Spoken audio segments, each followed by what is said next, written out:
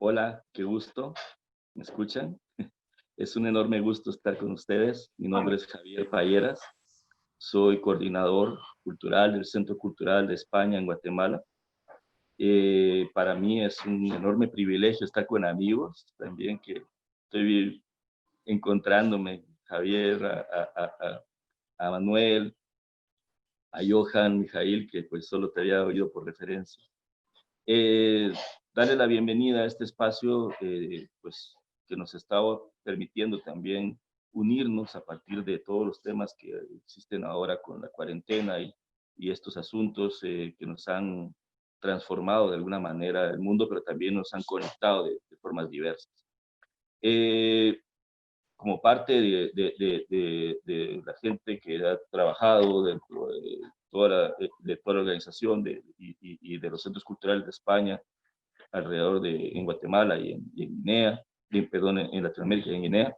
Es un gran gusto darle la bienvenida y pues ceder la palabra a quien será el moderador de estas literaturas al margen, que me parece un tema sumamente fascinante, puntual, sobre todo muy propio y muy propicio de una época como la que estamos viviendo, donde se abre a una heterogénea diversidad de propuestas literarias y a únicamente algo unidimensional. Quiero presentarles a Johan Mijail, dominicano, escritor, activista de la disidencia sexual. Así, es autor de diversos libros: Por Dioseros del Caribe, Inflamados de Retórica, Escrituras promiscuas para la tecnocolonialidad, para una tecnocolonialidad, y Manifiesto Antirracista. Y bueno, es un gran gusto, Johan, y te dejo la palabra para que pues presentes a los compañeros compañeras que están en la mesa, compañeras, compañeros, y bueno, darles un saludo a todos, a todas, a todes, y bienvenidas nuevamente a este espacio de Armarios Abiertos. La vieja es de audio. ¿Cuál es el micro que tienes tú ahí? Vale.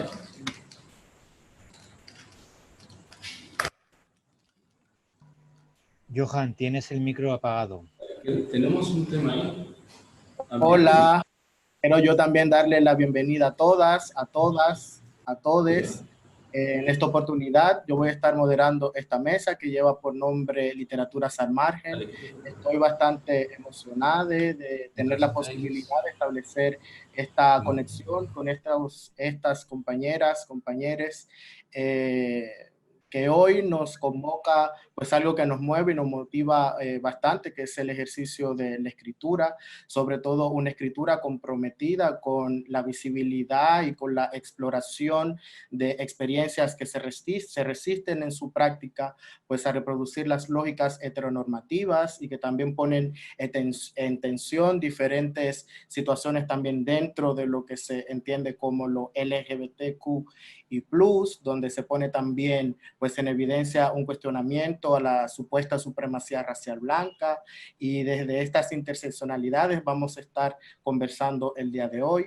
Gracias a las personas que se han conectado en este encuentro, por decir de forma positiva o reaccionar de forma positiva a este llamamiento.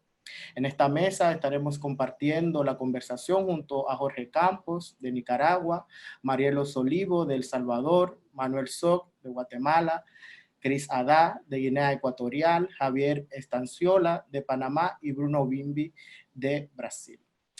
En realidad, quiero decirles que les estoy hablando desde Santo Domingo, desde República Dominicana. Estoy muy cerca del mar y a pesar de todas estas situaciones tan complejas que están atravesando pues al mundo relacionado con la crisis y con situaciones bastante complejos de ataques a comunidades, digamos, marginalizadas, estamos aquí en pie de lucha, y si logro pues lograr articular de alguna manera un pensamiento que haga un sentido, pues va dedicado a esas personas que todos los días se resisten desde sus prácticas y desde sus propias existencias, pues a una hegemonía que constantemente pues está interrumpiendo de que otras corporalidades aparezcan, de que otras maneras también de entender, maneras de vivir ocurran dentro de la realidad.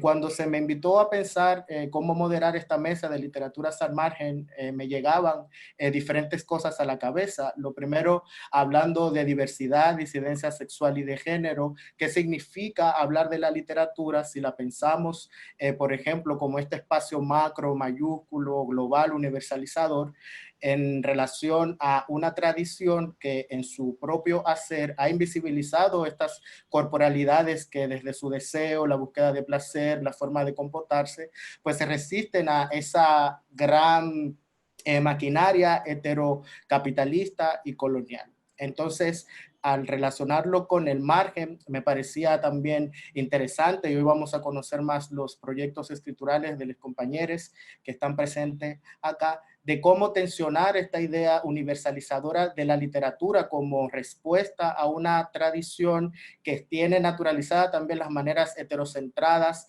blancas, nortecentradas de producir las letras. Nosotros hemos armado un pequeño, digamos, estructura que igual va a ir interrumpiéndose en la medida de que vaya generándose la conversación y la idea es que también ustedes, las personas que están sintonizando esta conversación, pues tengan la posibilidad de hacer preguntas y poder, pues desde ahí también establecer este diálogo que entiendo urgente y bastante necesario.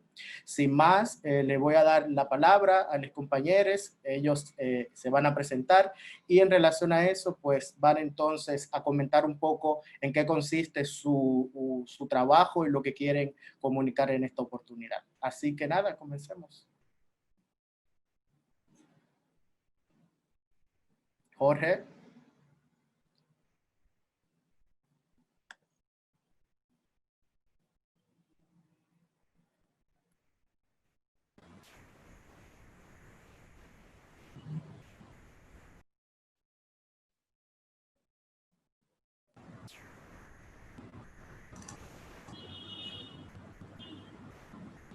Jorge,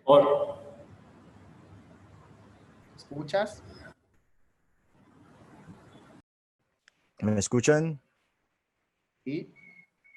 Ok, hola, hola. Los estaba viendo a todos, pero no podía eh, reproducir o proyectar mi video, lo siento. Ok, hola, ¿qué tal? Mucho gusto compartir con todos ustedes este conversatorio.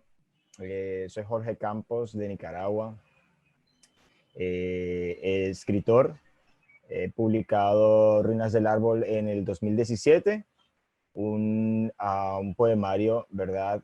Que hace una exploración interna de lo que es el amor, o sea, mi visión del amor. Y claro, obviamente que tiene toques de lo que soy yo, que es el vínculo con la homosexualidad y esa proyección de esa literatura que pues en Nicaragua es incipiente en lo que respecta a la literatura homosexual. Y he venido trabajando en todo este tiempo en relación a ese tema, en mi escritura, a través de mi escritura, para establecer vínculos, para establecer puentes, un diálogo, una comunicación con los lectores y con las nuevas generaciones que cada vez vienen un poquito más abiertas a explorar esos sentimientos de una manera mucho más liberal, a pesar de que tenemos rezagados muchos años en comparación al resto de países de la región. Sin embargo, creo que se han venido haciendo esfuerzos y hay gestos de ciertos autores que valdría la pena mencionar.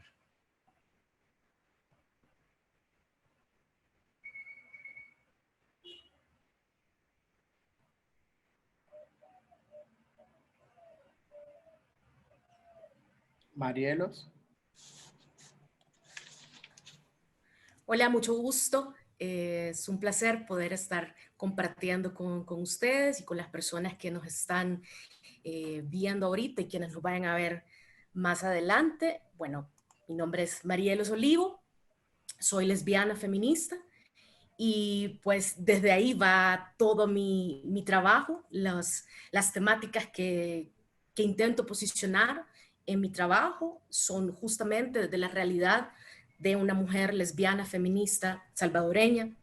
Me considero más tirada a la línea del spoken word. Me gusta esa combinación, la potencia que puede generar un texto y el cómo pueda mover justamente estas visiones que se tienen, lo que comentaba desde el inicio, ¿no?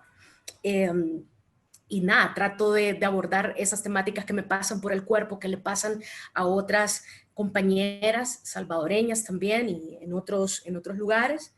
Y pues nada, a ver cómo resulta esta conversa. Un gusto. Un gusto.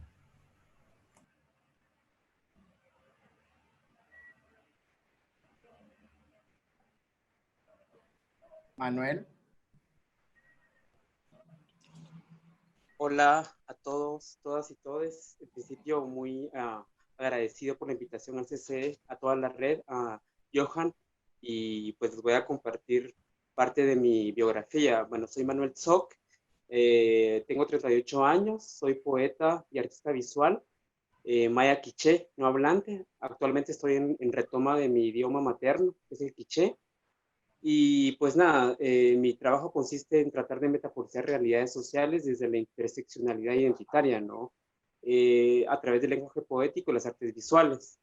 Mis tópicos constantes son género, identidad, cuerpo, origen, memoria, lenguaje, cotidianidad, imagen, objeto, disidencia sexual y todas las posibles hibridaciones.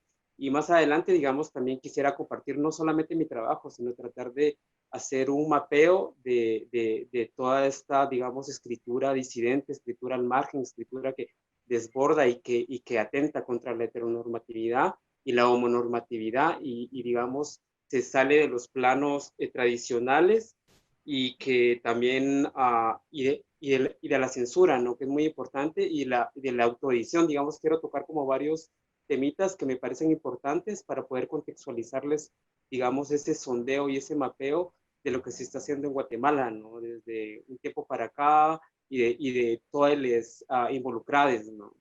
Gracias.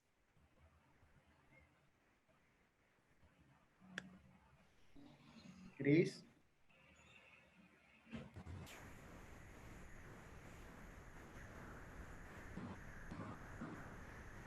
Cris.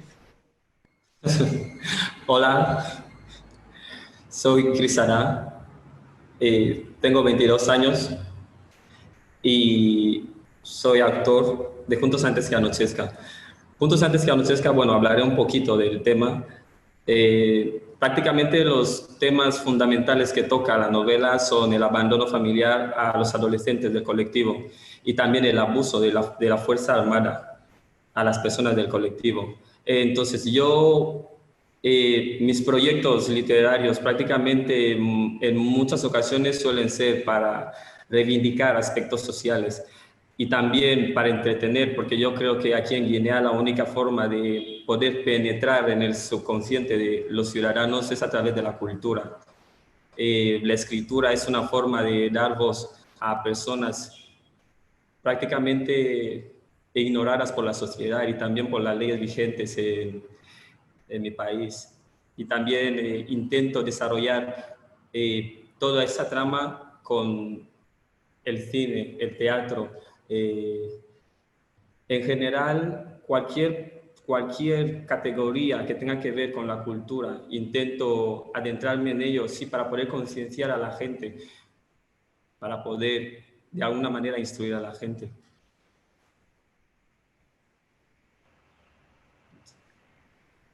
Javier. Hola, ¿qué tal? Es Javier Estanciola desde Panamá.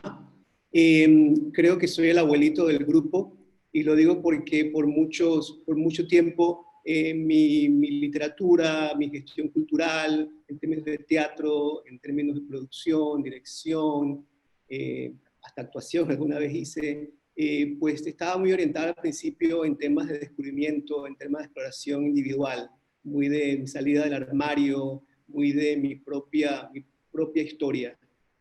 Ya cuando uno llega a cierta edad y uno llega a tener ciertos privilegios, como poderse haber acostado con todos y todas las personas que se querían acostar con ellos, haber pues conseguido una pareja estable, tener un hijo, tener una familia, tener una posición de haberse ganado varios premios de literatura a nivel nacional y mostrar tus obras a nivel internacional, comienzas a pensar en otras cosas. Mi trabajo está ahora enfocado casi 100% en valorizar, en reconocer el pasivo. Creo que por mucho tiempo el activo nos ha estado suprimiendo, nos ha estado reprimiendo. Yo creo que es importante dejar de decir que lo pasivo es negativo, lo pasivo es colaboración, lo pasivo es cooperación, es cuidado, y es mujeres, es gays, es personas trans, es personas racializadas que por esos activos han estado oprimidos, o sea, no han tenido recursos. Entonces, desde mis espacios, como escribo una columna quincenal en Casi Literal, que edita Alfonso Guido, trato de hablar acerca de que sí, que es importante el matrimonio igualitario, es muy importante, es necesario como el agua, pero no por la foto, ni por el besito, ni porque amar es amar, porque yo no necesito de un matrimonio igualitario para amar a mi pareja, para amar a Harris. Yo necesito el matrimonio igualitario porque el activo me está reprimiendo, no está dejando que mi hijo, que mi esposo tenga los derechos de protección social que otras personas tienen. En mis cuentos que escribo en La Estrella de Panamá, el diario más antiguo de Panamá, habla acerca de otros grupos pasivos que han venido siendo reprimidos en Panamá, desde términos socioeconómicos y desde también en términos racializados. Y por último, mi propio proceso creativo como productor o gestor teatral son procesos que no son jerárquicos, no hay directores, no hay un dramaturgo, todos nos sentamos al mismo nivel a crear, a decir que es importante que la creación sea disruptiva, que rete los enfoques de género, en términos de roles de género, en términos de sociales, en términos de qué entendemos por cultura. Una cultura que en Latinoamérica es extremadamente clase mediera, extremadamente elitista, solamente se habla en español, mayormente es lo único que se valora. Es importante romper esquemas también de nosotros mismos, no solamente la homofobia interna que tenemos, la transfobia interna que tenemos, pero también el mismo concepto que tenemos de cultura, que es extremadamente elitista. Gracias. Y por último, pero no menos importante, Bruno.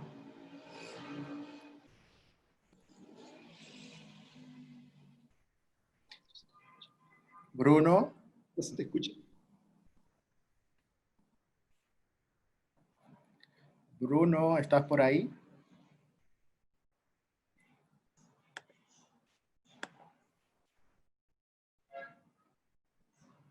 El micrófono. No, sí, lo habilitaron. Ahora sí. ¿Ustedes no me están? ¿Ahora me escuchan? Sí. Ahora Bueno, había algún problema con el micrófono. Bueno, me presento de vuelta. Soy Bruno Bimbi, soy argentino, aunque también brasileño, como me presentaron, ya que viví 10 años en Brasil y también adquirí la nacionalidad.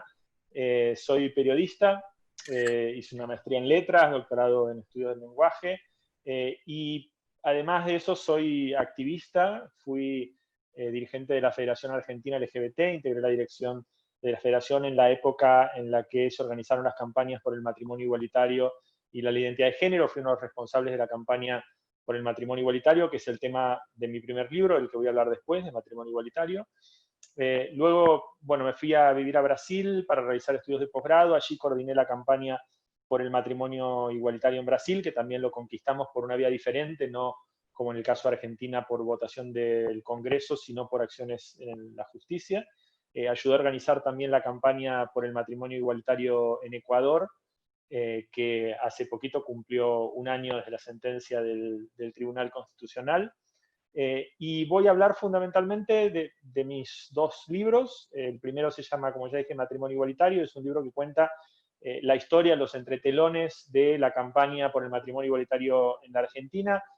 Fue algo que cuando finalmente conseguimos la aprobación de la ley, a mí me pareció importante hacer, primero porque soy periodista, me dedico a hacer esto, y como activista y como dirigente de la federación había tenido acceso a todas las informaciones de la campaña, había participado de todas las reuniones con diputados, con ministros, con jueces, etc. Entonces tenía un montón de información que no había sido publicada, y me pareció importante además porque tenía que ver con algo que en ningún otro país se hizo, que es registrar esa historia de cómo se consiguió la aprobación de la ley. De hecho, el libro sirvió de cierta forma como modelo para la organización de campañas por el matrimonio igualitario en otros países. Y después voy a hablar también sobre mi segundo libro, que es el único que está publicado aquí en España, se publicó ya en 6 países, que es El fin del armario, que es un libro periodístico también, que cuenta la situación, cuenta un montón de situaciones que tratan de reflejar un panorama de la vida de las personas LGBT en el siglo XXI y de qué es lo que está cambiando en este momento. La idea del fin del armario como algo que todavía no ha sucedido, pero que por primera vez está empezando a suceder.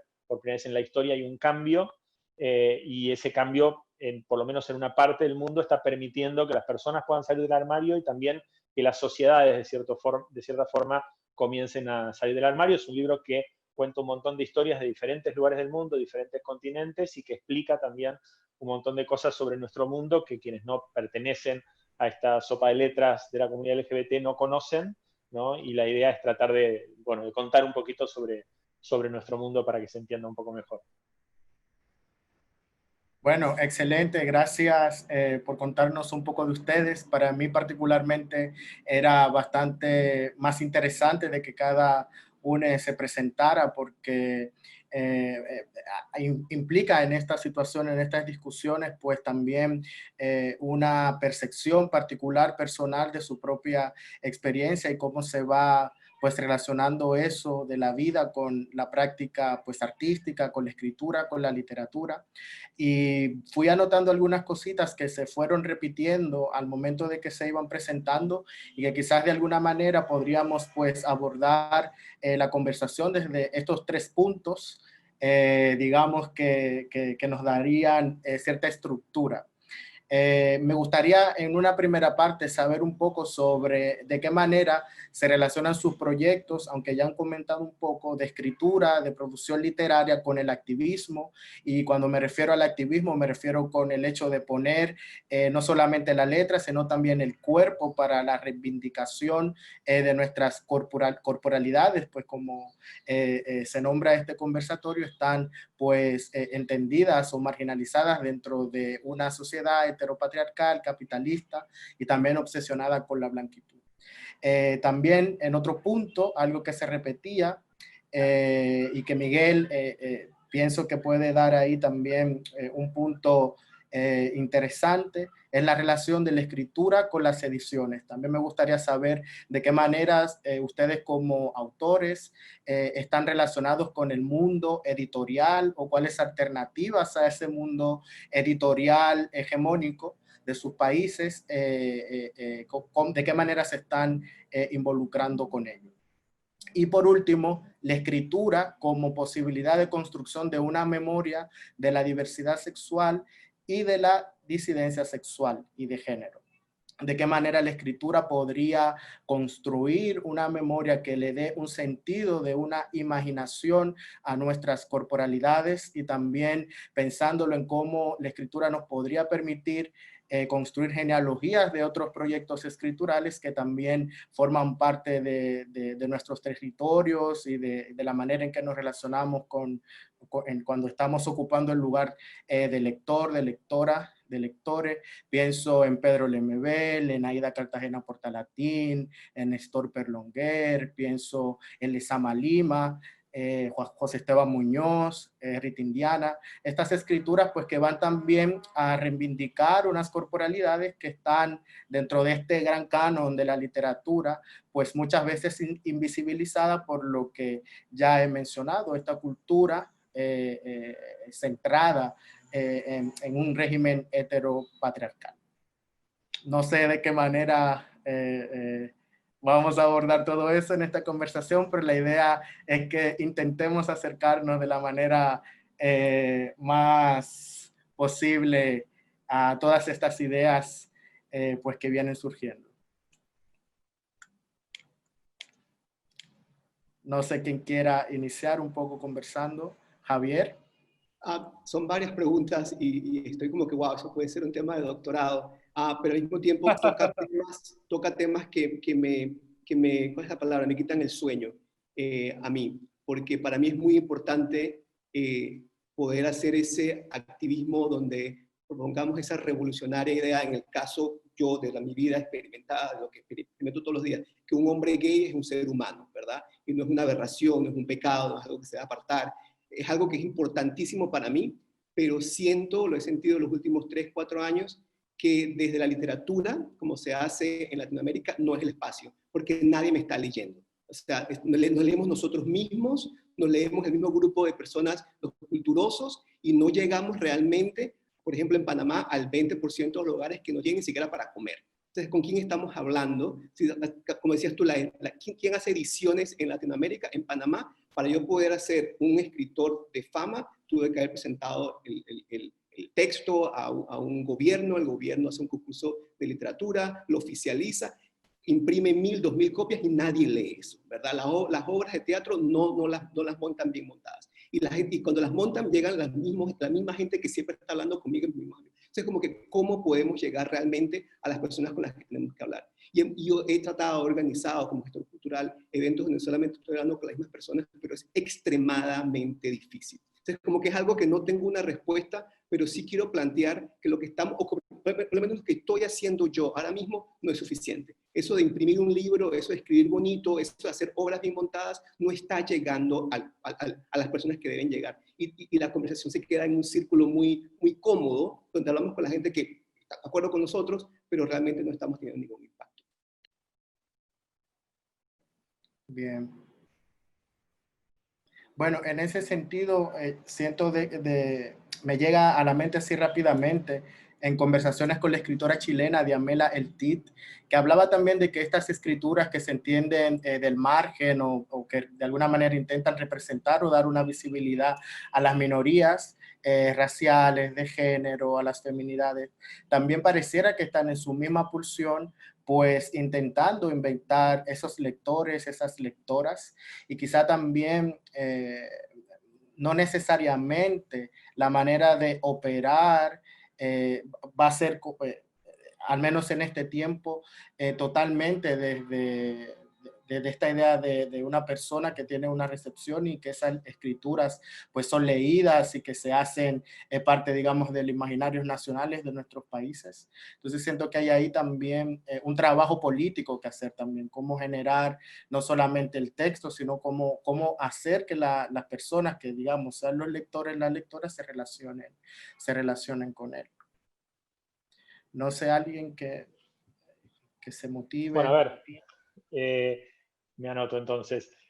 Vos habías planteado tres cuestiones. Yo empiezo un poco por la última, que es esta idea que vos dijiste de la escritura como forma también de construcción de la memoria de la comunidad LGBT.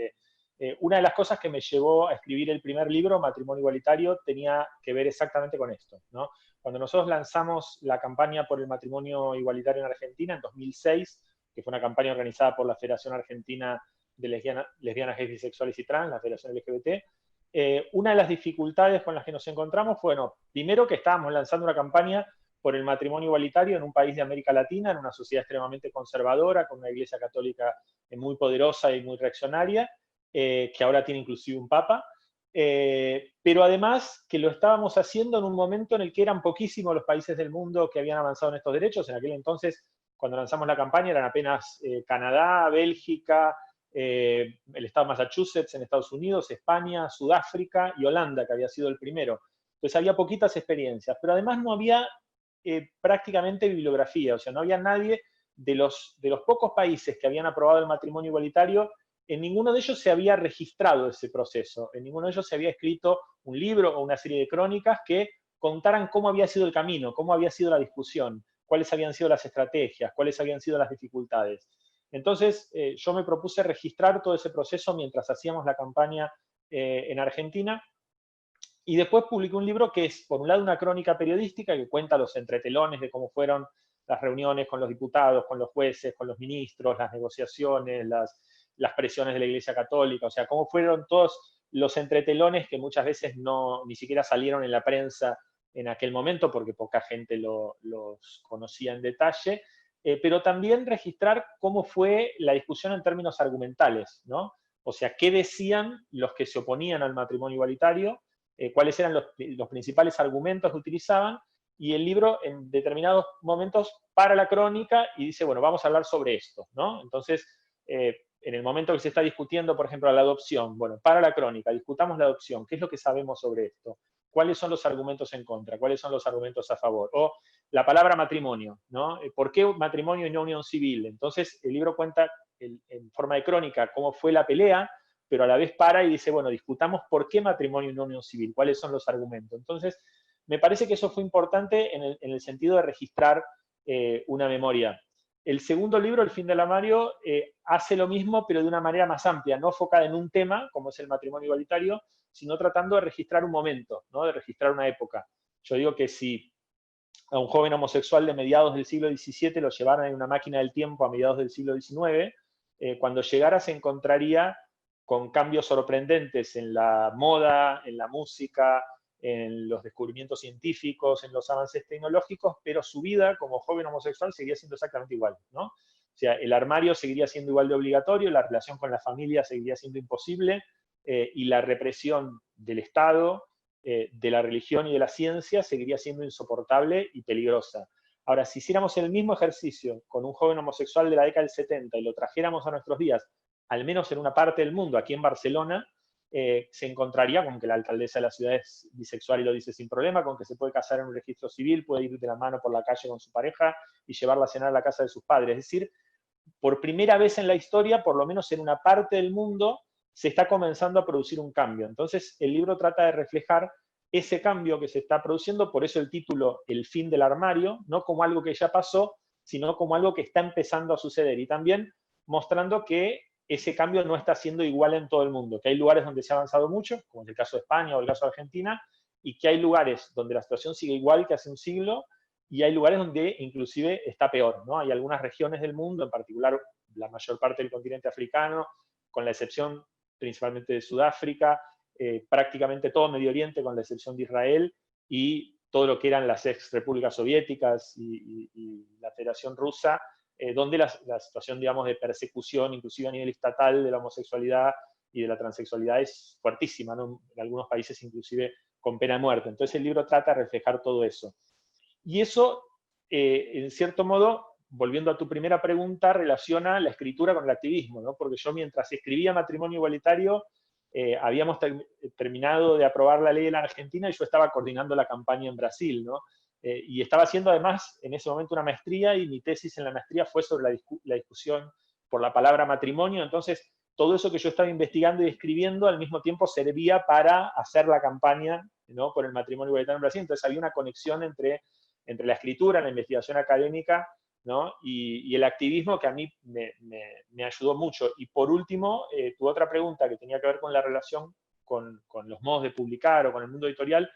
En mi caso particular, yo trabajé durante mucho tiempo en un diario, en el diario Crítica, durante 2 años. Trabajé durante mucho más tiempo en la televisión, en Todo Noticias, que es el principal canal de noticias en la Argentina, y fui corresponsal de Todo Noticias en Brasil durante 8 años. Entonces, eso hizo de cierto modo que yo pudiera, digamos, hay mucha gente, por ejemplo, que me sigue en las redes sociales por mi cobertura de la política brasileña, por haber sido corresponsal en Brasil.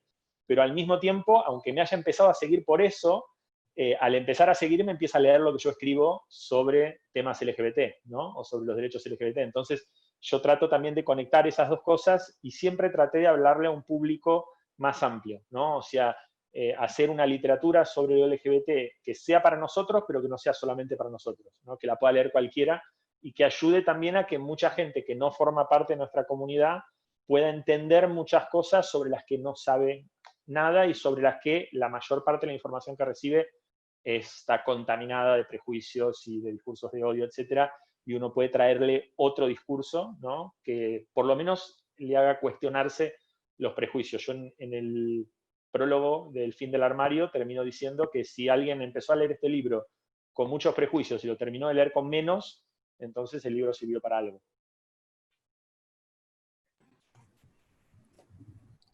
Marielos. Fíjate, ahora que planteaba, ¿verdad? Todo el tema de la relación con el mundo editorial y la construcción de la memoria. Particularmente en mi país tampoco es que existan muchas editoriales y además la dificultad también, ¿verdad? Como parte de ciertas poblaciones, la dificultad que entrar en este mundo de las personas como desde la academia, digamos, que tienen mucho mayor reconocimiento o que el trabajo es considerado, ¿sabes?, como de mayor valía. Entonces, particularmente a mí, por la importancia que tiene la oralidad en mi trabajo, en mi construcción, en realidad, de la literatura, de la poesía sobre todo, me parecen sumamente interesantes en este momento, sobre todo que vivimos, en el que este tipo de plataformas cobran muchísima más importancia y, bueno, que es el vehículo que tenemos en realidad en este momento para conocernos, para interactuar, para intercambiar. Considero que a mí, por ejemplo, no tengo tanto interés en entrar en este mundo editorial. Yo no tengo ninguna publicación a este momento. Me gusta muchísimo el que estas herramientas te permitan justamente poder difundir tu trabajo. Evidentemente, para mí el espacio político también no necesariamente lo encuentro dentro de ese mundo, al que no siempre tenés acceso, al que muchas veces tenés que blanquear, heterosexualizar un poco, suavizar tu discurso, al que te requiere moderar muchas veces, ¿no? Te piden eso. Entonces, creo que este tipo de espacios, yo actualmente estoy viviendo en Colombia y, por ejemplo, hay una iniciativa de una compañera y un compañero poetas en la que juntan a poetas de diferentes partes a este momento de América y se hace un recital, ¿sabes? Entonces, y eso está quedando registrado. Entonces, para mí es importante haber entrado en un espacio en el que no necesariamente era una literatura al margen, no necesariamente era un espacio LGBTI, digamos, pero en el que yo pude tener acceso y mostrar mi trabajo y a partir de ahí hacer algunas conexiones con diferentes personas de varias partes del mundo. Creo que eso también es parte de ir construyendo memoria también. Estas plataformas para mí son mucho más interesantes, digamos. No es tan fácil poder publicar material en El Salvador, digamos. Creo que compartimos en algunos países de la región centroamericana, por ejemplo, esas dificultades.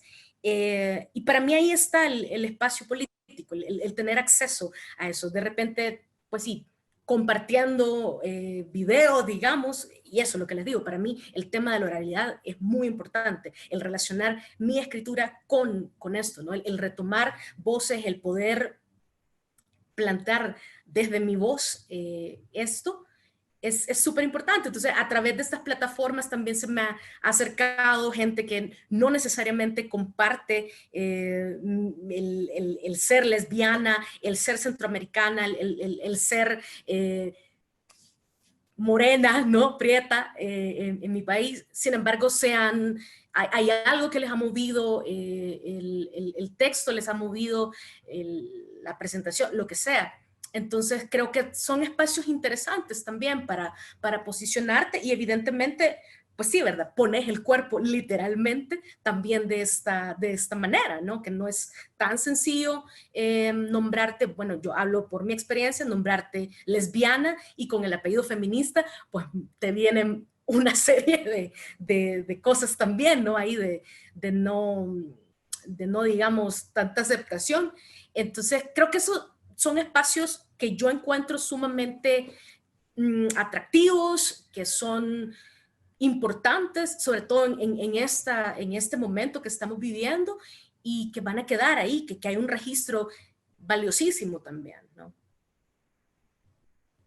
Voy a aprovechar ahí a hacerte una pregunta con deseo de también entender, Marielos, en tu experiencia particular también, cuando dices y haces la salvedad o la detención en nombrarte como una mujer lesbiana y como una mujer feminista, ¿de qué manera tú desde esos posicionamientos políticos te vas también relacionando con lo LGBT pensándolo como un espacio de diversidad sexual que muchas veces está atravesado por un discurso capitalista, también un discurso que se centra muchas veces en estos cuerpos que son socializados como hombres, cisgénero, blanco. ¿De qué manera también en tu proceso tienes tú pues el tiempo de ponerle una atención o generar una crítica en torno a este discurso más masculinizante en el sentido pues de lo que significa, digamos, lo masculino en la cultura?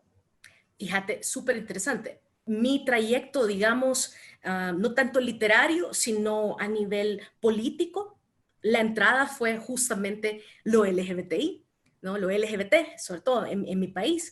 Entonces, a medida que los feminismos fueron tomando forma, digamos, en mi corporalidad, sí hubo un distanciamiento. Yo puedo marcarlo, ¿sabes? El politizar mi ser lesbiana dentro de un sistema que incluso dentro de la marginalidad nos deja fuera, como vos decís, lo masculino es lo preponderante, ¿no? Y las mujeres cis, mujeres trans, quedamos fuera siempre. Entonces, yo sí trato de mencionarlo en mi trabajo, de abordarlo en mi trabajo. Mi posicionamiento será siempre el de una lesbiana feminista, lesbofeminista. Creo que en constante cuestionamiento de estas lógicas capitalistas que simplemente te venden la idea de, bueno, aceptación mientras la heteronorma prime, incluso en la marginalidad, ¿no? Mientras cumplamos con estos requisitos, digamos, de relacionarnos sexoafectivamente, políticamente, a lo que le damos valor. Entonces, para mí sí es compleja, digamos, la relación con estas lógicas capitalistas, clasistas, racistas, digamos, que prima muchísimo dentro del movimiento LGBT. Evidentemente hay un vínculo, ¿sabes? Muchas veces lo vivo, yo soy hija única, entonces lo vivo similar a lo que gente conocida mía me dice con sus hermanas y sus hermanos. Crecí con vos, te quiero, sin embargo, hay puntos discordantes, pero también hay momentos coyunturales, ¿no? Y políticos, digamos, en los que debería de primar lo político, en los que, pues sí, encontramos ahí momentos bisagra, digamos. Es complejo, pero creo que sí, particularmente a mí el feminismo, los feminismos me han dado esa herramienta, ¿sabes? De mantener el cuestionamiento, no solamente en la categoría hombre-mujer, el racismo, mantener ahí el ojo pendiente, el clasismo, cómo nos atraviesa también nuestras corporalidades.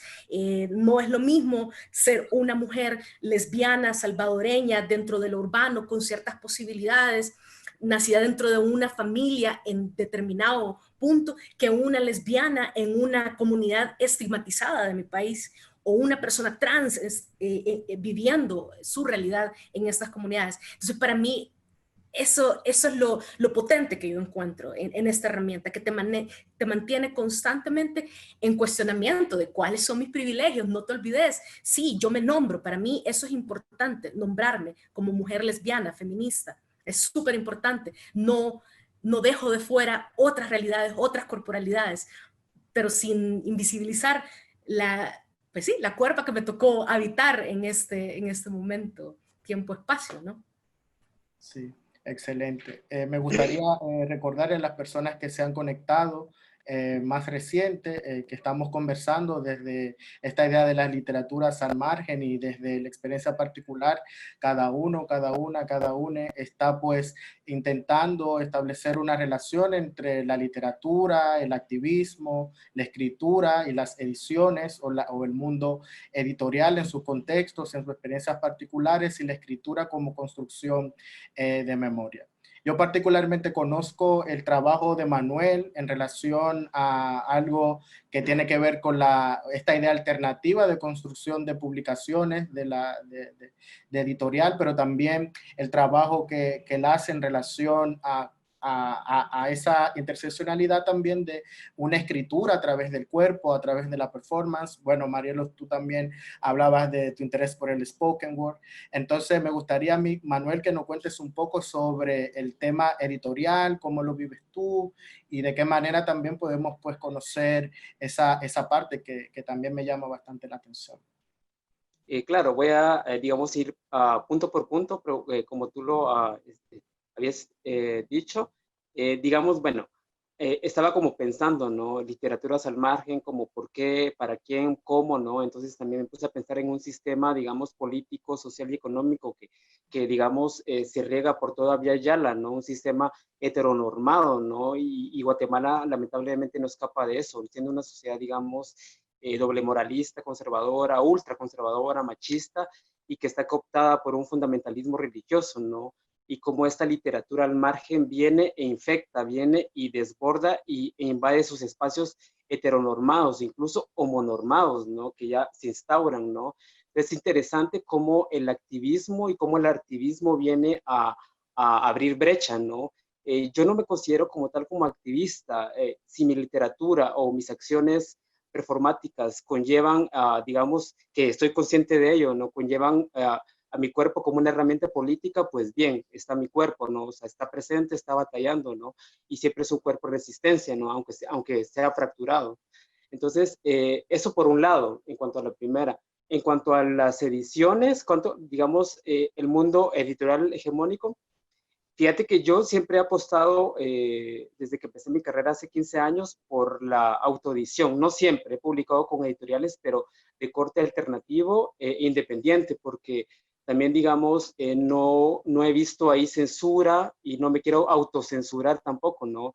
Con las editoriales grandes, hegemónicas, pues uno, digamos, está como está como a la orden, ¿no? O sea, muchas veces te machetean, te censuran el texto, ¿no? Y al final de cuentas, eso no, digamos, para mí no, creo que es como traicionarse a sí mismo, ¿no? En cuanto al contenido disidente, en cuanto al contenido político que uno quiere establecer. Entonces, siempre trabajo con editoriales alternativas independientes y hace años también con Rodrigo Arenas Cartes, que es con mi compañero chileno guatemalteco, porque ya tiene 5 años de vivir acá, pensamos en hacer una editorial con ese corte, ¿no?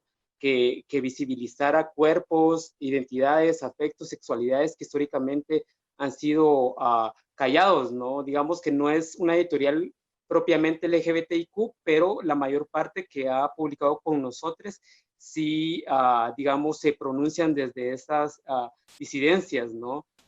Y entonces, y eso, y creo que también es importante también, como lo decía Marielos, ¿no? O sea, el mundo editorial también, por más que sea también alternativo, independiente, eso no te asegura digamos, una inclusión, ¿no? Más bien es como ir trabajando, ir como también construyendo a la par, ¿no? De las editoriales, cuál es el tipo de material, qué es lo que quiero visibilizar. Entonces, es todo un proceso, ¿no? Todo un proceso editorial que en el caso de Guatemala, pues también, bueno, como les dije, que iba como digamos, no solo hablar de mi trabajo, sino también, digamos, del trabajo de muchos poetas disidentes, ¿no? Que han como trabajado desde esa línea y han apostado desde una publicación alternativa, independiente, que se sale de todo el formato tradicional, no solo en contenido, sino en forma, ¿no? Por acá, digamos, para ir mostrándoles, me permití sacar trabajo, ¿no? Esta es una editorial, bueno, la editorial de nosotros, es un libro cartonero, es mi primer libro titulado Gallo. La primera edición salió en Argentina hace años, en el 2010, y esta es una reedición del 2015 de ediciones La Maleta Legal, ¿verdad? Entonces también son libros hechos o sea, digamos, yo me dedico a escribir, hacer y vender mis libros propiamente, ¿no? Digamos, apostando por por manejar mi propia producción, que tampoco estoy como negando trabajar con editoriales, pero también quiero agarrar toda mi producción y manejarla yo, ¿no? Darme mi publicidad, ir a dejar hablar con el autor, conversar, tomarme un café. Entonces, por acá es el primer libro y es, digamos, de corte porno homoerótico, ¿no? Totalmente un lenguaje, y son intervenciones en los cuerpos blancos, entonces son intervenciones como muy lúdicas, ¿no? Y como monstruosas al final de cuentas. Y entonces, esta es una de las portadas que yo también me dedico a hacer las portadas, ¿no? Y a la par también, digamos, acá en Guatemala hay un proyecto llamado Macha Fanzine, que son como fanzines de blanco y negro, donde se hace una convocatoria abierta para que la gente mande trabajo escritural, fotográfico, narrativo, que tenga que ver con contenido disidente. Entonces también estamos apostando por hacer nuestras propias producciones a un bajo costo, ¿no? Para que también, porque eso tiene que ver mucho, ¿no? También, digamos, los costos de producción, los costos de venta. Entonces, eso hace que el libro no sea accesible al lector y que no llegue a todos, ¿no?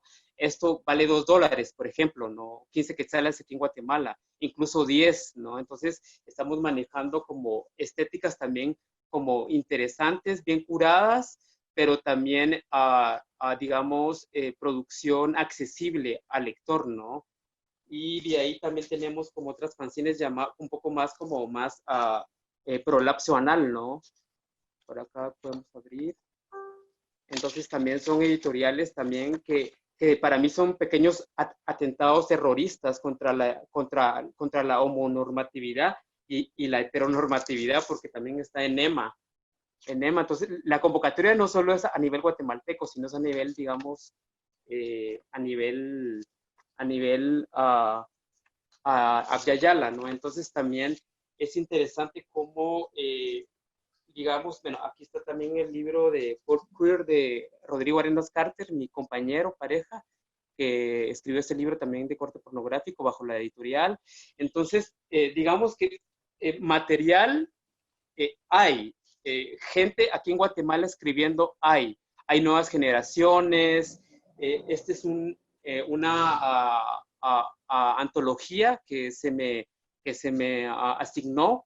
Entonces hice una antología a nivel guatemalteco donde está Numa Dávila, Numa Dávila, que habla desde el lesbofeminismo, Noé Vázquez, que habla desde la transgeneridad y de la movilidad de género, ¿no? Estoy yo, hay un montón de gente entre poesía, narrativa. Entonces es un libro que salió en el 2017, por ahí. Entonces, gente, producción, editorial, interés y terrorismo hay. Gracias. Bueno, en esta parte, Cris, Jorge, ¿qué Sí. pueden contarnos? Bueno, me parece interesante cómo se ve a sí mismo Manuel, de hecho, porque él mencionaba que él no se consideraba o directamente como un activista. Sin embargo, todo lo que acaba de mostrar el catálogo es loable y definitivamente lleva mucho trabajo, mucha voluntad detrás y es admirable. Te felicito, Manuel, por eso. Quería hacer compartir ciertas observaciones y sumarme a algunos comentarios que acaban de hacer. Javier, por ejemplo, que se cuestionaba o preguntaba de nosotros seguimos escribiendo y seguimos produciendo, ¿verdad? Para nosotros mismos, al final de cuentas, para que nosotros, el mismo colectivo, te siga leyendo. Y yo creo que ahí hay una gran verdad, pero también hay una gran verdad de que a duras penas están leyendo. O sea, hay que aceptar también de que nuestra sociedad cada vez lee menos y que mucha gente a lo mejor lee otras cosas o les interesa otras cosas. Entonces también, ¿qué tipo de estructura estamos usando para poder escribir y atraer a ese público? Porque hay que crear el público, no solamente crear el público desde la perspectiva LGBTIQ, que acepte o que digiera este tipo de temas, sino que el público que realmente se acerque a leer, a la lectura, porque muchas personas tienen y pueden comprar libros, pero los libros quedan ahí en el estante. Entonces, al final de cuentas, o sea, lo importante es llegar, cómo comunicar, qué estructuras usar, qué elementos usar que sean atractivos para el público. Entonces, creo que también ahí hay todo un universo de cuestionamientos, todo un universo de respuestas, de planteamientos que tenemos que hacernos a nosotros mismos para poder llegar a este tipo de personas y para podernos abrir. Ahora, ¿a quién corresponde también? Porque como Manuel lo acababa de mencionar, ¿a quién corresponde pienso yo, me pregunto, ¿a quién corresponde el hecho de la divulgación, el hecho de que la sociedad esté abierta para este tipo de estructuras, para este tipo de literaturas?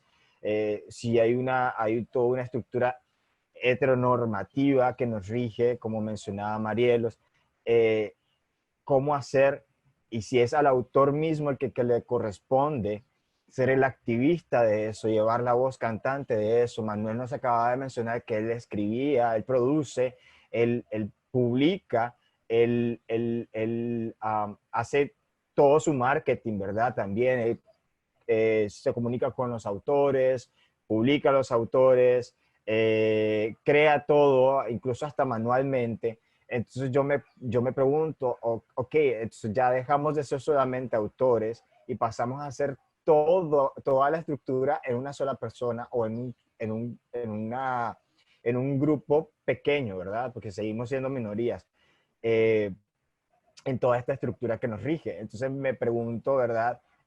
Si de verdad estamos dispuestos a asumir esa responsabilidad, porque es cansado. ¿Y a quién le corresponde toda esa responsabilidad? A nosotros mismos de llevar esa voz cantante, de acercar esta literatura a estos lectores o a los potenciales lectores. Pero antes de eso, ¿cómo derribar esos paradigmas para que esos lectores, además de que estén abiertos a la posibilidad de lectura, estén abiertos a la posibilidad de lectura de algo que les va a contradecir toda una estructura social que ya había? Entonces, ese es mi gran cuestionamiento. ¿A quién le corresponde? ¿A nosotros mismos? Y sé que muchos de nuestros autores contemporáneos están haciendo ese tipo de trabajos, están haciendo y lo están logrando poco a poco, pero es un cambio que no lo vamos a ver hoy ni lo vamos a ver dentro de 5 años. Van a venir muchas generaciones a lo mejor para que se vean estos cambios estructurales de la manera que nosotros los queremos ver, como mencionaba Bruno. De hecho,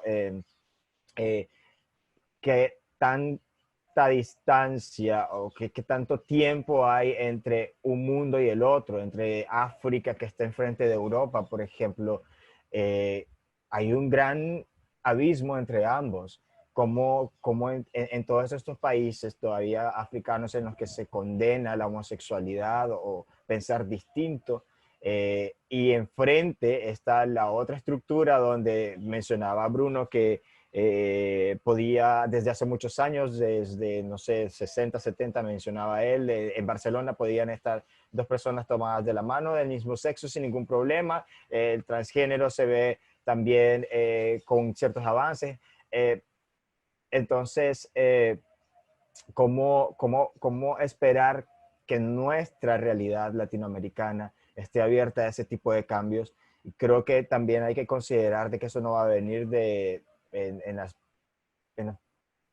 los años a corto plazo, ¿verdad? No quiero ser pesimista, pero creo que es una realidad que se va a ver dentro de mucho tiempo, porque son generaciones las que tienen que pasar para poder destruir esa estructura. Sin embargo, creo que se están haciendo los esfuerzos. Ustedes lo están haciendo, de hecho, los estoy viendo. Ustedes lo han mencionado. Manuel acaba de sacar todo una ejemplificación de esas acciones que se están haciendo, que terminan siendo también activismo, y un activismo real, un activismo profundo, un cambio de paradigmas que me parece loable. Ahora, en la relación con la editorial, coincido muchísimo con Marielos. En nuestra región centroamericana, por ejemplo, no sé si sucede así en Panamá o en Guatemala, pero en la región centroamericana, creo que Nicaragua, la presencia editorial es exigua, o sea, es bastante incipiente, digamos, en el sentido de que podemos contar con menos de una mano, o sea, literal, la cantidad de editoriales grandes o editoriales fuertes. Y después de eso, considerar la editorial que realmente vaya a publicar a este tipo de autores, a este tipo de voces, sin machetear los textos, como mencionaba Manuel. Entonces, resulta que al final uno se tiene que autogestionar, uno se vuelve activista, uno se vuelve promotor cultural, gestor cultural y un sinnúmero de cosas detrás del autor. Y coincido con Marielos, a veces esa relación autor con editorial, sobre todo en Centroamérica, vemos en Costa Rica sí hay un gran mercado y sí lee, porque sí se da la lectura en Costa Rica. Lástima, no hay nadie aquí en el panel que me contradiga un tico, pero sí se da la lectura y sé editoriales que están prestos a la publicación de nuevas voces sin miedo. Acabamos de ver que Costa Rica, con la aprobación del matrimonio igualitario, ha dado un paso gigantesco que todavía la distancia, ¿verdad?, del resto de Centroamérica con ese tipo de acciones. Entonces, creo que también la presencia editorial es algo que impide a muchas nuevas voces poder llegar a más público, a un nuevo mundo, y también las librerías, porque juega el espacio de las librerías, de dónde estaremos vendiendo estos productos, ¿verdad?, editoriales, y pienso de que definitivamente no hay espacios en las librerías todavía en Centroamérica en el que esté abiertamente una sección gay, por ejemplo, toda una sección gay sin ningún problema, y creo que eso también depende de nuestra cultura conservadora, ¿no? Bien. La conversación ha girado también dentro de nuestros territorios o lo que entendremos como Ayayala, Latinoamérica, pero yo creo que Chris, que he visto también que ha estado respondiendo algunas preguntas que han hecho las espectadoras, los espectadores, pero también, Chris, nos gustaría escuchar tu punto de vista en relación a estas cosas que venimos hablando, cómo pensarlo también desde un territorio, de un continente que muchas veces por estas mismas cosas pues, que venimos hablando, desde una crítica al colonialismo, al racismo, muchas veces desconocemos, no tenemos acceso en los espacios formales de educación, por ejemplo, mucha información sobre los contextos africanos. Entonces nos gustaría también escucharte al respecto de lo que estamos pues conversando. Bueno, yo empezaré hablando de la relación que hay entre el activismo y las editoriales, también tocando un poquito lo que es la escritura, pero desde mi punto de vista, prácticamente aquí en Guinea Ecuatorial no existen editoriales. Y para poder publicar tienes que hacerlo con una editorial hispana, que en muchos, para no decir imposible, es muy difícil, muchísimo, porque existen muchísimas editoriales que no publican a escritores africanos. Y sobre todo si eres, si no tienes demasiada experiencia en el campo, si en muchas ocasiones te preguntan de dónde eres, de Guinea Ecuatorial, y eso nos perjudica a la hora de, o sea, ejercer como activistas. ¿Por qué? Porque cuando publicas un libro, los únicos lugares en tu propio país para poder hacer la presentación del libro y que la gente venga y que compre el libro son el Centro Cultural Español y un poquito el Centro Cultural Francés. Entonces, puedes llevarlo a la Biblioteca Nacional del propio país, pero por la temática no te permitirán que hagas ninguna presentación del libro. Y es un poquito como lo que ha dicho Javier, que al final vienen la misma gente, de siempre vienen tus amigos, los conocidos, muy poca gente, pero que siempre está. Realmente la información no llega a más personas y eso hace que estemos un poquito detrás bueno, lo voy a tratar como una lucha, no es una lucha, pero bueno. También tocando un poco de qué manera la escritura podría influir en mi sociedad.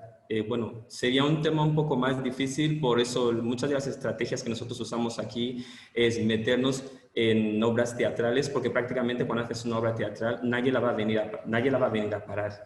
O sea, que una obra teatral se pueda ver a un trans, que se pueda ver a una persona del colectivo, pero actuando. Y entonces, al terminar de actuar, quizás si os tenían que llamar otra vez y por el simple hecho de que haya aparecido esta persona y os dicen, vale, oye, mira chicos, que no puedes volver a actuar más en este distrito porque nos habéis presentado algo que va en contra de nuestra cultura, de nuestra tradición, tú te vas un poco contento. ¿Por qué? Porque sabes que toda la gente que ha podido venir en ese momento ha visto a una persona trans, ha visto a un chico gay interpretando. Es un poquito también para eliminar los estigmas que tenemos aquí, que las personas del colectivo no sirven para nada, que las personas del colectivo prácticamente no pueden estar en un lugar intelectual opinando. Es súper difícil porque entiendo que, bueno, también entiendo que Guinea Ecuatorial todavía estamos empezando. Somos prácticamente un país que ya todavía lleva casi 51 años después de la independencia. Los mismos problemas no serán los problemas que sí que hay problemas que compartimos, pero prácticamente nosotros todavía estamos luchando sobre todo con lo que es las diferentes culturas de nuestra sociedad, también las diferentes religiones, que en parte son un poquito como el Guantánamo mental de todos los ciudadanos. Es un poco difícil ejercer activismo y mezclar un poco con la escritura en Guinea Ecuatorial, pero eso procuramos hacer para que al menos cuando una o dos personas o tres personas puedan leer el libro, al menos se le quede algo. No cambiará de la noche a la mañana, pero se le quedará algo. Y con el tiempo, con todos los proyectos que tenemos en mente, las cosas que vamos haciendo, esperamos que con los años vayamos cambiando, vayamos llegando a más gente, porque solo estamos ejerciendo de momento en la capital y en la región continental, pero hay muchísimas más personas en los distritos, muchísima más gente a la que llegar, y tampoco, como escritor, no puedo compartir literaturas con nuestros países vecinos como Camerún, Gabón, porque ellos son de habla francófona y nosotros somos el único país de habla hispana. Entonces eso nos resulta muy difícil y por esa razón intentamos lanzar nuestra cultura en América Latina, en España, porque son prácticamente los únicos consumidores que nosotros tenemos. En nuestro propio continente no hay ningún otro país de habla hispana y eso impide a que podamos trabajar en un amplio terreno. Sí. Bien, con estas últimas cosas que estamos hablando, me llega a la cabeza, no solamente en este momento, sino siempre, un libro de Lee Edelman que se llama No Futuro, que desde una teoría antisocial, pues él propone estas corporalidades que no pueden reproducirse por las prácticas sexuales pues, que ejercen.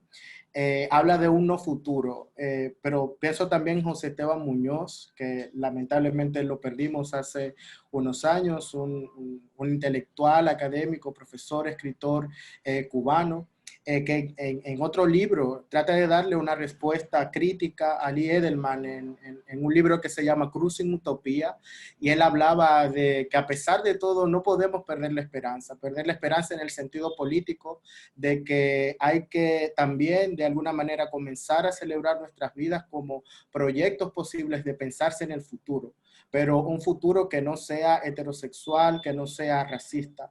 Muchas veces por todas las precariedades pues, que nos atraviesan, por los contextos donde vivimos, porque somos personas que constantemente, bueno, se hablaba aquí en la sección de preguntas de cómo no caer al lugar de la víctima, somos cuerpos que son excluidos dentro de la historia y las narraciones pues nacionales, heteronormativas, pero tampoco hay que enfocarse, siento yo, solamente en esas cosas que no están haciendo o en esas cosas que no están funcionando, sino celebrar lo que están haciendo nuestras amigas, nuestros amigos, saber de que hay una resistencia también en nuestros contextos, esta actividad, este encuentro, no solamente esta mesa, sino todo esto que está ocurriendo también, pues da indicio de que se están haciendo cosas y que hay una necesidad ahora más que nunca y hay un tiempo histórico que nos favorece para que podamos conocernos, saber de que es importante encontrarnos, desencontrarnos también en el lugar de la crítica y establecer esas vinculaciones políticas que pueden darnos pues ciertas claridades en relación a la comprensión de nuestras corporalidades en el mundo. Entonces, en esta parte, ya entrando a la parte pues final, me gustaría rápidamente algunas preguntas que quedaron acá de las personas que nos están viendo, gracias por escribirlas. Y la primera va dirigida directamente a Manuel. Te dice Nazarena Otero, que mucho gusto y que le interesa el concepto que trae esa colación de homonormatividad. Que si podrías explicar, Manuel, qué significa para ti y que si tiene que ver con un bloqueo de la homosexualidad o la disidencia latinoamericana. Sí, antes de dar mi respuesta, decirte que no soy académico ni teórico, ¿verdad? Entonces, digamos, mis conceptos más vienen como de una exploración más personal. Y sí, considero que la normatividad viene a alienar demasiado a la comunidad LGBTIQ, ¿no? A blanquearla y a reproducir todos estos sismos, ¿no? Que tienen que ver con racismo, clasismo, homofobia, transfobia, misoginia. Creo que, digamos, la homonormatividad viene de una heteronormatividad no impuesta, de seguir reproduciendo los mismos roles, las mismas cuestiones impuestas, de roles de género. Entonces, se viene a implementar, ¿no? la norma dentro de la homosexualidad, dentro de la disidencia, ¿no? Creo que se mete y lo que hace es reproducir a roles de género que limitan los cuerpos, limitan las afectividades y tiene que ver con eso, ¿no? Antes terminé con eso solo como para, tal vez ya no tenemos mucho tiempo, pero digamos, agradecer porque digamos todos los proyectos que enseñé no solo son míos, son colaboraciones de muchos y de muchas aliadas, ¿verdad? Agradecer a Editorial X de Estuardo Prado, a proyectos independientes como Ediciones La Maleta Legal, a Macha Fanzine, que es Fabricio, que me también otro autor, y a Queer Poéticas. Gracias. Gracias a ti, Manuel. Otra pregunta también de Nazarena Otero va dirigida a Bruno y dice que como periodista y respecto al tema recurrente de para quién se escribe, hablando de un más allá del colectivo, de la gente a la que más se busca llegar, tu libro se llama El fin del armario. ¿Consideras que es un intento que la sociedad salga del armario, de que se entienda, empatice o el mismo individualismo capitalismo se autorrevise y critique su propia heteronormatividad en lo cotidiano? Bueno, a ver, cuando yo pensé el título del libro, El fin del armario, fue partiendo, como decía antes, por un lado de una expresión de deseos, de que el armario como simbolizando, digamos, todas las formas de opresión que sufrimos desde la comunidad LGBT, la imposición de vivir en el armario, la imposición de esconder la propia sexualidad, de esconder la propia identidad, la persecución del Estado, de la religión, de la ciencia que se ha vivido a lo largo de la historia. La idea del fin del armario como un momento en el que eso se termine, ¿no? Pero a la vez como una constatación, si bien esto es una expresión de deseos, porque es algo que todavía estamos lejos de alcanzar, por lo menos a nivel global, si bien en algunos países se ha avanzado mucho, estamos lejos de alcanzarlo a nivel global, sí a partir de una constatación de que por primera vez a lo largo de la historia hay un cambio que se está comenzando a producir, ¿no? Yo cuando hacía este juego de ciencia ficción sobre los viajes en el tiempo era para mostrar que durante mucho tiempo a lo largo de la historia la situación fue prácticamente la misma. Y por primera vez en el último medio siglo hay cosas que están comenzando realmente, o en el último siglo hay cosas que están comenzando a cambiar. Entonces la idea del fin del armario es reflejar ese momento histórico. Y hablando de cierto modo, de dos tipos de armario, ¿no? Por un lado, el armario individual. El libro trae varios capítulos en los que habla de lo que significa la salida del armario a nivel individual, del armario en la adolescencia, del armario en la juventud, del armario en la niñez, del armario de distintos ámbitos de la vida, como puede ser el deporte, ¿no? Hay un largo capítulo hablando de los armarios del deporte, de por qué, por ejemplo, partimos de la presuposición de que no hay ningún jugador de fútbol de la primera liga que sea homosexual, y eso es mentira, hay montones en todo el mundo. Sin embargo, el fútbol es un deporte que tiene unas determinadas características, ¿no? Que lo hacen ser un ámbito bastante machista, bastante homofóbico, en el que los jugadores de fútbol que son homosexuales tienen terror de salir del armario, en el que el principal insulto en una cancha de fútbol es gritarte marica. El libro habla sobre la salida del armario de figuras públicas, de famosos, de actores de cine, de músicos, de cómo, no a partir de la crónica del espectáculo, sino a partir de pensar qué importancia o qué peso eso tiene en la vida de muchas personas LGBT. Cuando de repente un músico famoso o un actor de cine famoso o un escritor respetado o un político popular o una figura que por algún motivo es prestigiosa en una determinada comunidad sale del armario, eso hace que sobre todo que muchos chicos jóvenes puedan sentir que entonces si él pudo, yo también puedo, ¿no? Que entonces si yo que estoy comenzando a estudiar teatro y que tengo miedo de decir que soy gay, si de repente un actor de cine súper famoso que ya ha ganado muchos premios y que está en un montón de películas sale del armario, yo siento que entonces capaz que yo también puedo hacerlo. Entonces el libro habla sobre distintos planos del armario, desde lo individual, desde lo colectivo, pero habla también de un armario social, ¿no? La salida del armario ya no como un fenómeno micro, como un fenómeno individual, sino como un fenómeno social. ¿En qué sentido? Yo digo que no son solo las personas que salen del armario, sino también las sociedades.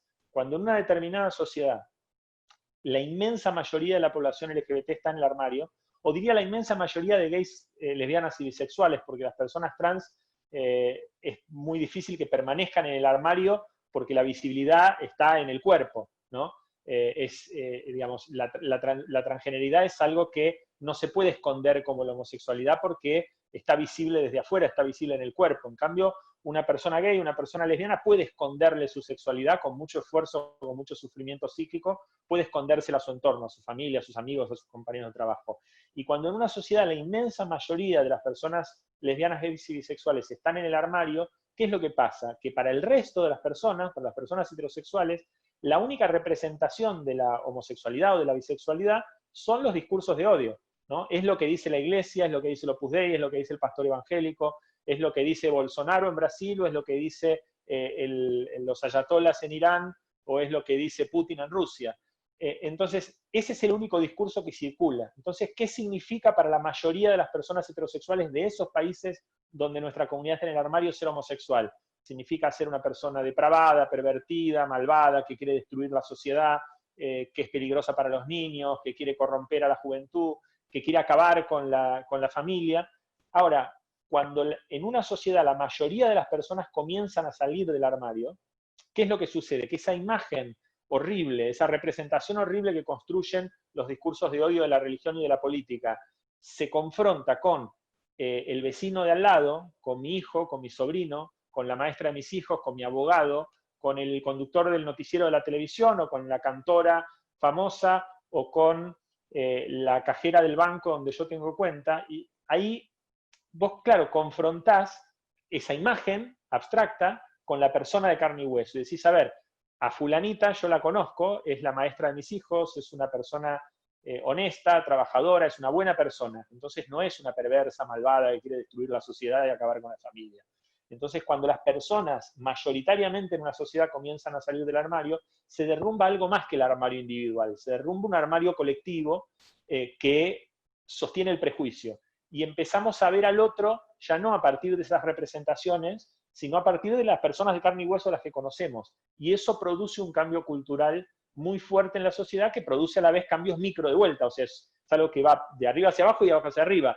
cuando ese cambio se produce en la sociedad, las relaciones dentro de la familia, con los amigos, en el barrio, en la escuela, en el lugar de trabajo, pasan a ser mejores y más fáciles, porque se derrumbó ese armario colectivo y eso facilita las relaciones interpersonales. Por eso, en los países con regímenes autoritarios, teocráticos o no teocráticos, profundamente homofóbicos, sea los países africanos que criminalizan la homosexualidad, los países de Medio Oriente con gobiernos teocráticos mayoritariamente islámicos, sean los países con gobiernos muy ligados a una iglesia católica extremadamente conservadora o a iglesias evangélicas fundamentalistas, como puede ser el caso de Brasil. O sea, en los países donde el discurso dominante es un discurso profundamente homofóbico, lo que se trata justamente es de obligar a las personas a permanecer en el armario, ¿no? Y la manera más fuerte de hacer esto es justamente la criminalización de la homosexualidad. El extremo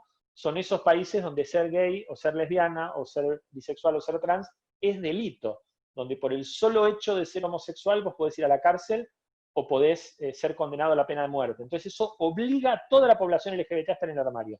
Y al estar en el armario no se produce ese fenómeno colectivo, ¿no? O sea, no cambia lo individual, pero tampoco cambia ese fenómeno colectivo. Y en cambio, en los países donde las políticas públicas garantizan igualdad de derechos, donde nos podemos casar, donde podemos adoptar, donde las personas trans pueden reconocer su nombre en sus documentos, o sea, donde hay políticas públicas diferentes, eso facilita que las personas salgan del armario, ¿no? Porque se van a sentir más aceptadas, se van a sentir con menos miedo de hacerlo, y eso facilita que el cambio cultural se produzca. Si uno mira las encuestas que se hacen en todo el mundo, yo aprovecho para mostrar la tapa en este libro, El fin del armario, que está editado también esta es la edición española de la editorial Anaconda, está publicado en Perú por la editorial La Travesía, en Argentina, que fue la primera publicación por la editorial Mariá, y en Brasil por Garamond. Ahora este año va a salir en México y en Portugal, ¿no? Yo en este libro hablo mucho justamente sobre lo que dicen los códigos penales de esos países, pero hablo también sobre lo que muestran las encuestas en distintos lugares del mundo, que señalan justamente en los países donde se han producido estos avances a nivel institucional, la gran mayoría de las personas no LGBT tienen una mirada positiva, ¿no?, hacia las personas LGBT. Esto se ve en España, se ve en Argentina. Y en los países donde hay criminalización pasa exactamente lo contrario. La inmensa mayoría de la gente piensa que somos ogros. Como sé que se está acabando el tiempo, rápidamente, a mí me dolió muchísimo leer la pregunta de que si tenemos o debemos seguir escribiendo sobre nuestras experiencias de ser víctimas. No dejen de escribir acerca de eso. Por favor, sí somos víctimas, sí estamos oprimidos. Dejemos de leer a Paulo Coelho y escuchar de que no nos debemos quejar, de que somos unos resentidos sociales. Hay que hablar abiertamente de cómo somos víctimas. No podemos pensar de que mientras más bonito lo veamos y nos veamos el futuro bonito, no, hay que decirlo, ¿verdad? Entonces, cuando escuchaba a Cris, por ejemplo, me acordaba un poco lo importante que es la literatura, y gracias, Cris, por hablar acerca de esto, y Jorge también, porque me recordaba que ya hace 25 años estaba hablando del matrimonio igualitario de manera literaria, el teatro, y nadie me hacía caso, ¿verdad? Pero comienzas a sembrar esa semillita, ¿verdad? Y hoy ya entonces, tú cocinas esa idea, y entonces los periodistas y Netflix hablan de matrimonio igualitario, y hay un riesgo porque ahora mismo en Panamá no se está dando la salud pública para las personas trans, no se están dando la protección a jóvenes adolescentes que los papás los violan por ser homosexuales y que quedan en albergues dominados por católicos y por evangelistas, y no hay albergues para ellos, y nadie quiere hablar de eso en Panamá. No hay aquí en Panamá se hace terapia de conversión en la Caja de Seguro Social, y los noticieros no hablan de eso, nada más quieren hablar de matrimonio igualitario. Perfecto, el matrimonio igualitario, el periodismo y Netflix, pero como literatura, como gestores culturales, como artistas, tenemos que hablar realmente de esa opresión, y tenemos que decirlo tal como es para que la gente lo entienda, pero sí de manera bella, con literatura, con referentes preciosos, explicarnos de una manera colaborativa y pasiva, de hecho, para que la gente entienda lo que está pasando. Y quizá en 20 años eso sea un tema de periodismo y de Netflix, pero ahora mismo creo que ese es el rol de la literatura. Bueno, un poco también, no sé si alguien quiere decir algo más en relación a esto mismo. Porque un poco la próxima... sí, Jorge.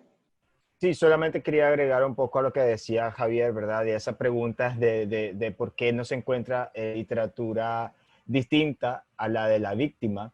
Y también se tiene que analizar la coyuntura, ¿verdad? No es lo mismo un escritor, Pedro Lemebel, que viene de generaciones pasadas, a alguien que está escribiendo una literatura de hoy en un país donde hay muchos más derechos que antes. ¿Me explico?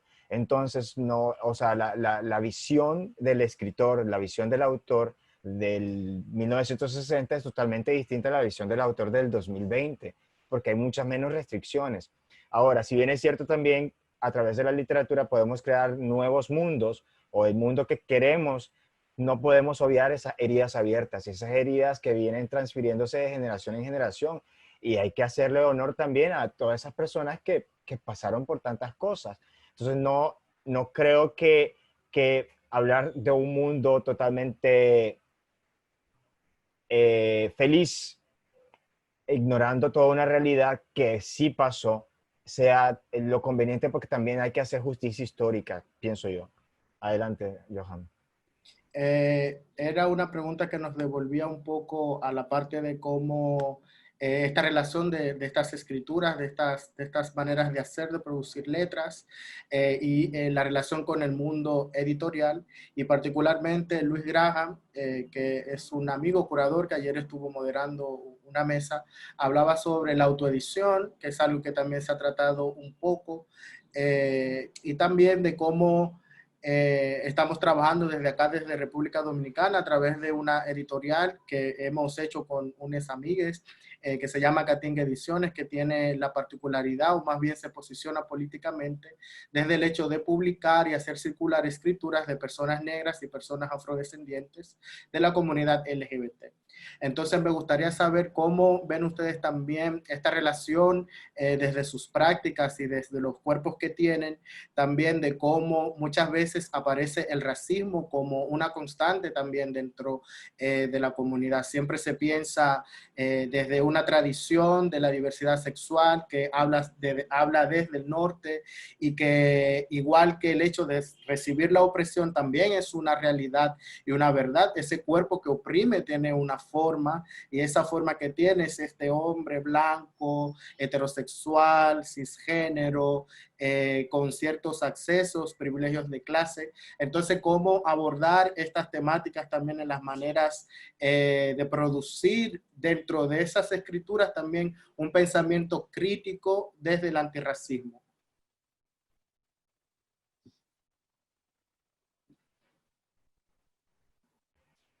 Pienso que todavía dentro de la comunidad hay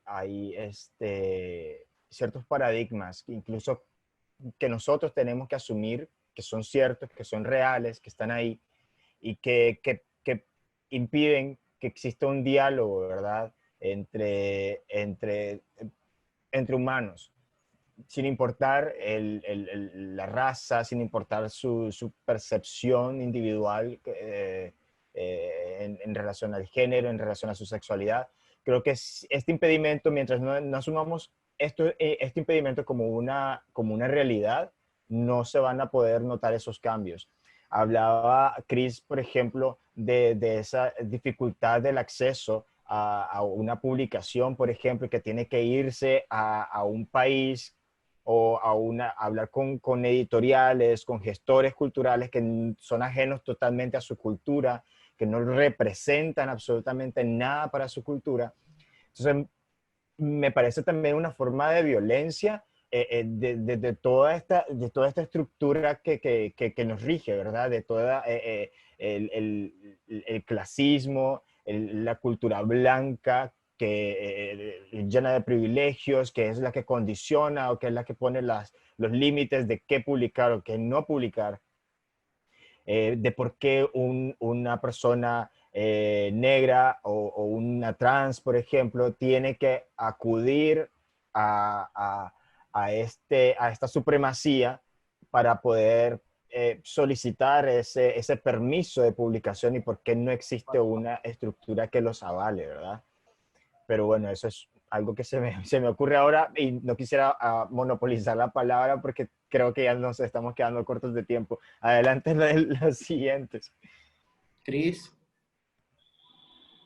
Sí, yo solo intentaré argumentar un poco. Yo creo que eso se debe un poquito también desde mi punto de vista a la historia, a los hechos históricos que hemos sufrido, porque quizás tal vez que queramos solucionar o que queramos que las cosas cambien de la noche a la mañana, pero eso es prácticamente imposible, porque desde el momento en que aquí ya se ve que el ser gay, lesbiana, transgénero, eso es una cultura occidental, desde ese momento sería un poquito difícil querer erradicar la discriminación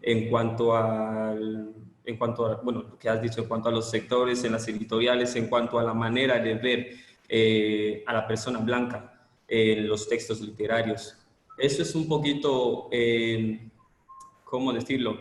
Tendríamos que trabajar más en ello, porque esto parte en muchas ocasiones desde los mismos ciudadanos de un país, porque desde el punto de vista en el que una persona empieza a tener, empieza a anhelar, muchos anhelan, empiezan a anhelar, bueno, si yo quiero ser feliz, lo que puedo hacer es salir de mi país e ir a Occidente.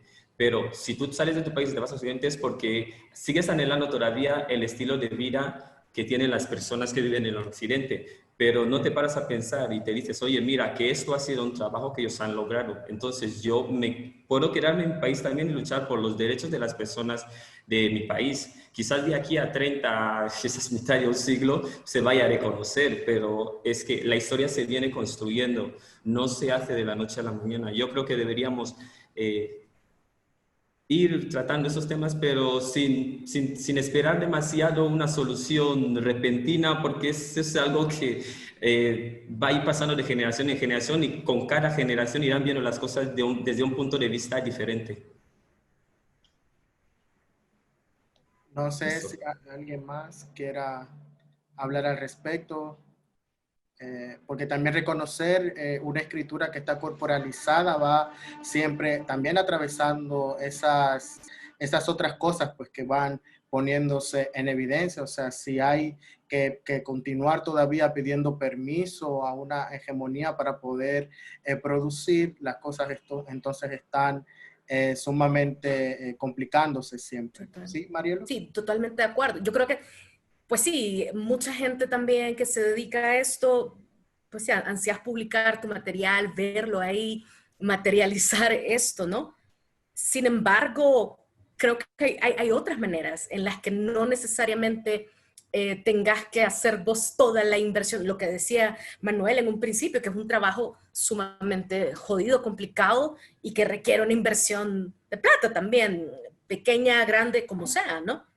Entonces creo que es interesante cuando podemos encontrar otras formas también de difundir la palabra, de compartir la palabra, ¿no? Me parece que revisión de nuestros privilegios, de cómo está bien, en este cuerpo, es la realidad que se nos ha impuesto, son nuestras resistencias las que materializamos en nuestros textos, en nuestros trabajos, entonces no siempre trabajan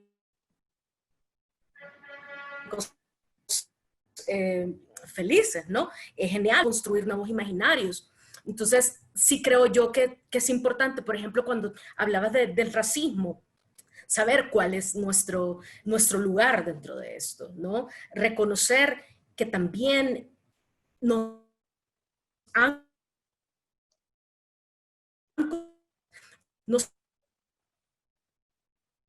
realidades colonizadas, nuestro deseo también está colonizado. Entonces, ¿desde dónde nos vamos a posicionar? ¿De qué me quiero apropiar? Una cosa es que yo sea verbalmente me manifieste como una persona antirracista, vaya a tomar estas vivencias, estas historias y sin haber llevado necesariamente en mi piel las marcas que deja el racismo, poderme posicionar ahí con ese discurso y una vez más quitar la voz, la palabra, pueda manifestar como una persona antirracista. Entonces, creo que es interesante mantenernos siempre revisándonos, ¿no? Cuáles son nuestros posicionamientos. Y sí, desde nuestro aspecto, entiendo que nos cruzan como lesbianas, como gays, como personas trans, y darla, también permitirla a estas voces, no acaparar estas realidades y apropiarme de realidades que no son las mías, ¿no? Bueno, con estas palabras vamos a dar de nuevo las gracias a cada uno de ustedes, cada una de ustedes, por permitirnos conocer su universo. Ha sido una tarde bastante afectiva, pero sobre todo política.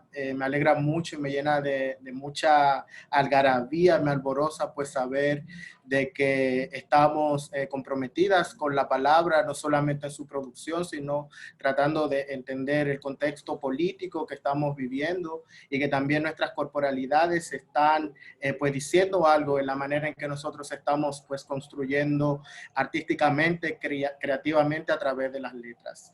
También agradecerle a las personas que estuvieron toda la velada de esta mesa, pues escuchándonos, viéndonos desde esta cuarentena, desde esta crisis humanitaria global que va, pareciera que transformándose en nuevas maneras también de habitar la vida, el espacio público, nuestras realidades. Y para terminar, les voy a leer un poquito, un fragmento de un poema de una escritora dominicana que me parece fundamental y que es para mí necesario más que nunca volver a ella. Su nombre es Aida Cartagena Portalatín. El texto se llama Una mujer está sola. Una mujer está sola, sola con su estatura, con los ojos abiertos, con los brazos abiertos, con el corazón abierto como un silencio ancho. Espera en la desesperada y desesperante noche sin perder la esperanza. Piensa que está en el bajel almirante con la luz más triste de la creación.